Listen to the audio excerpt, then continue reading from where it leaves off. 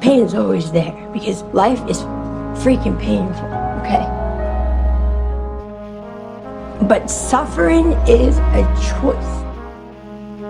The distinction between what we do and what happens to us is obliterated.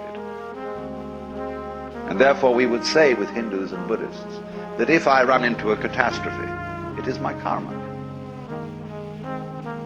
You see, that means far more than that it is a punishment for something I did wrong in the past. That is a legalistic view of karma. But a naturalistic or organic view of karma is, in fact, that what happens to me is what I do. And that in a certain sense, I want what happens to me. We can use want, notice how we use this word. It means to desire and it means to lack or to need. We say to somebody, you're wanting, you're deficient in something that you need.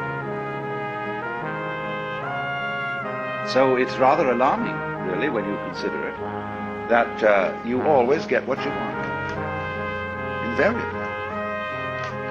Even though you may think that it's entirely opposed to your wishes. But if it's your karma, everything that happens to you, put it in another way, everything that comes to you is a return to you of what goes out of you. Yes, obviously, that's absurd. If you confine the definition of yourself to your voluntary, conscious behavior. That's a ridiculous definition of oneself. Oneself, by any stretch of the imagination, must involve far more than the conscious and voluntary aspects of our behavior. And if we see that it involves intimately and inescapably the behavior of what we call the other, the not self, the environment, and see that these two are moving together like the two sides of the snake when it swims, then you get a very curious feeling. You have to be careful of it if you've got a Western background. Because this is what happens to a lot of people who play around with psychedelic chemicals. There are many, many cases of inflation among these people. That is to say, when you get this sensation that the two sides of the world, the inside and the outside, are moving together, you may think, I am ruling it. I am God in the Western sense of the word. Therefore, your ego, instead of being, as it were, integrated and transcended with all this process, merely assumes vast dimensions, has megalomania, is blown up by the mystical experience. And so you get the holier-than-thou people going around who seem to think that they're above all human conventions and have no obligations to anyone or anything because they're divine and they can do as they damn please.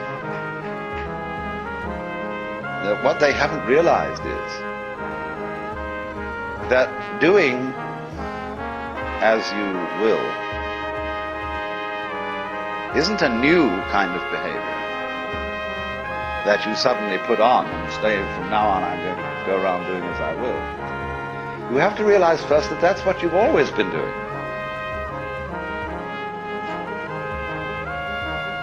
And you can look at this from a very simple point of view. It's not a complete point of view.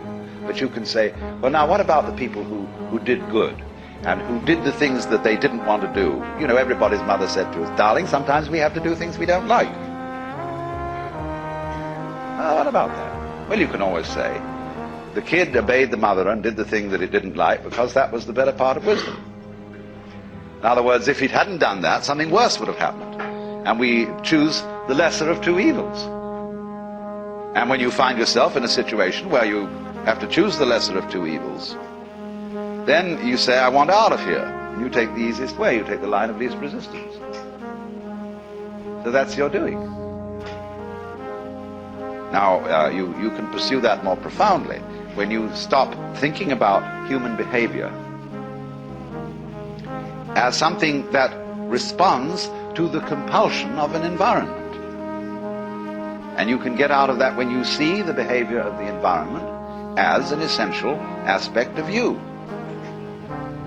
So it isn't, as it were, the environment starting something, which you are therefore compelled to follow. It's the whole system moving together. So then, you get in the state of liberated or mystical consciousness, you very often feel that a hill is lifting you up as you walk up it. The ground seems to heave beneath your feet, and up you go. And you get this strange feeling of lightness, of effortlessness, walking on air, never a care, you know. This wonderful sense that there are no obstructions anywhere. There's nothing, as it were, banging you and making you do that. It all flows together. And that's a very common sense. You are actually, in that state of consciousness, you are perceiving the goings-on, the Tao, the course of nature, in the way it's happening. But in the ordinary way, you've been conditioned to resist it, to fight it, and to use those sensations of resistance to create a sensory basis for what you describe as the ego. The ego, in practice, is a sense of strain. When you are aware of I, you are aware of a basic discomfort, which is located basically between the eyes. This point of view can be understood if we clarify the initial problems we have about it. And I suppose the first problem is, if we accept the notion that everything that happens to us is our own karma, our own doing, then we have to be very careful of, shall we say, the devil of omnipotence, of inflation, of feeling that your ego is what is in control of all this. And the second thing is, if you think then that everything that happens to everybody is what they really want to happen, then you can absolve yourself from any qualms about being unkind to someone, because you could say, well, the unkindness I did you was what you really wanted, wasn't it? A lot of people go around looking for trouble. They seem to be attracting trouble like lights attract moths. And we're all doing that, but we manage to remain unconscious of it,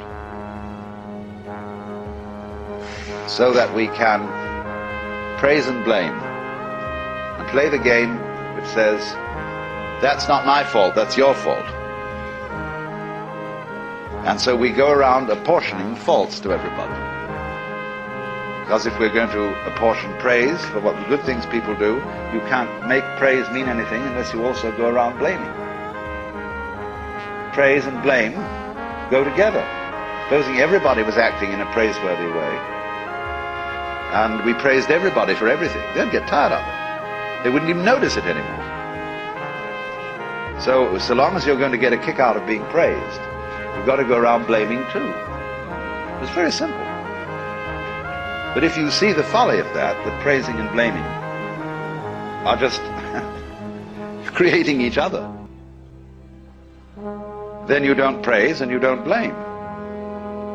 You just dig the whole thing.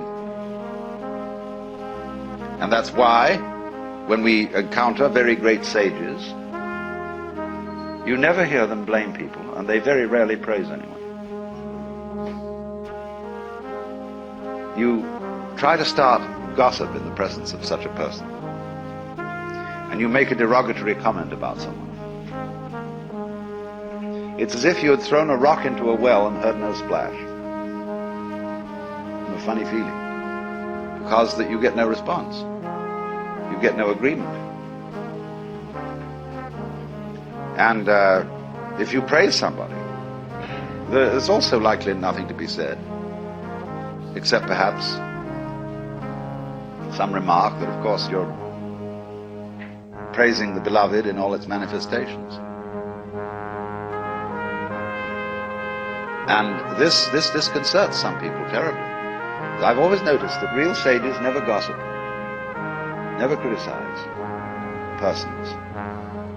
And because they understand so well.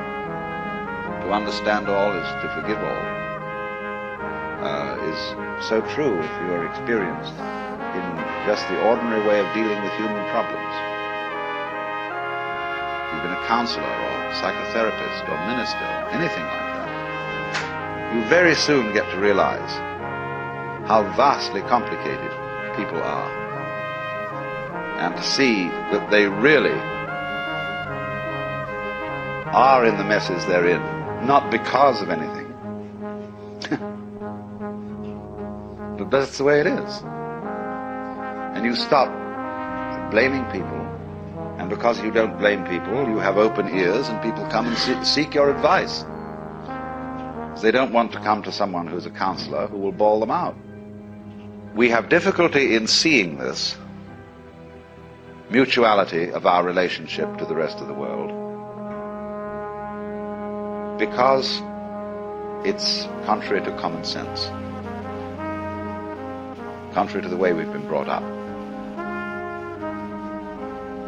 And therefore we have what I would call an initial intellectual block to understanding it, quite apart from any emotional blocks or anything of that kind. But obviously, we must overcome that intellectual block if we're going to go any further and actually realize and feel this way of life's working, this relationship between what you do and what happens to you.